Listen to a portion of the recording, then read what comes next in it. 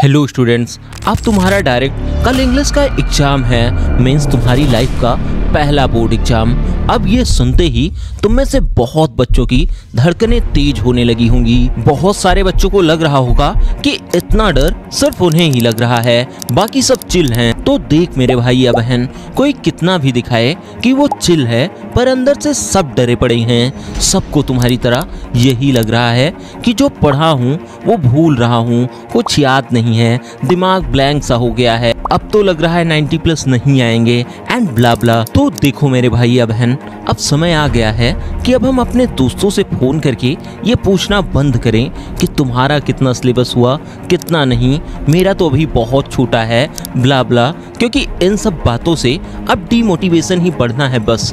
इसलिए तुमको इसी समय अपने माइंड में एक बात क्लियरली फिक्स कर लेनी है कि अब यहाँ से इंग्लिश के एग्जाम तक मुझे अपना बेस्ट देकर मैक्सिमम चीजों को रिवाइज करने की कोशिश करना है। ये बात सोचकर बिल्कुल परेशान नहीं होना कि किसने मुझसे कितना ज्यादा पढ़ा है।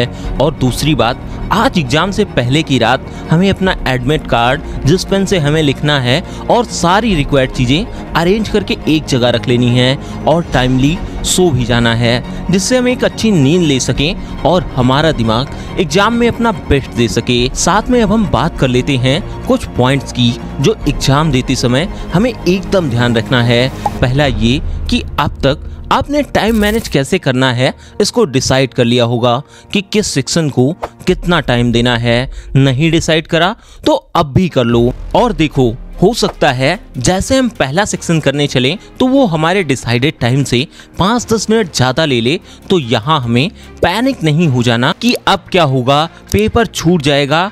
हमें ऐसा बिल्कुल नहीं करना। हमें अगले सेक्शन में इस टाइम को कवर करने की कोशिश करना है। और इसका उल्टा भी संभव है कि आपका कोई सेक्शन आपके डिसाइडेड टाइम से पहले हो जाए, तब भी आपको बिल्कुल रिलैक्स नहीं होना कि आप ये सोचें कि अब धीरे धीरे करेंगे। हो सकता है अगला सेक्शन ज्यादा समय ले ले, इसलिए हमें ना तो बहुत पैनिक होना है, ना ही रिलैक्स। बस अपने नेचुरल वे में पेपर करते रहना है और अपने पूरे टाइम को यूटिलाइज करना है। और देखो, इंग्लिश एक लैंग्वेज है और लैंग्वेज के पेपर में सबसे मेन है तुम्हारा साफ सुथरा लिखना।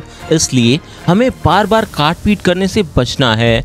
और अगर एक आध चीज गलत भी हो जाती है तो उसे बस एक लाइन से काट देना है। साथ में जो सेक्शन शुरू करो उसके आंसर्स सीक्वेंस में लिखना, जो नहीं आ रहा उसके लिए लाइंस छोड़ देना।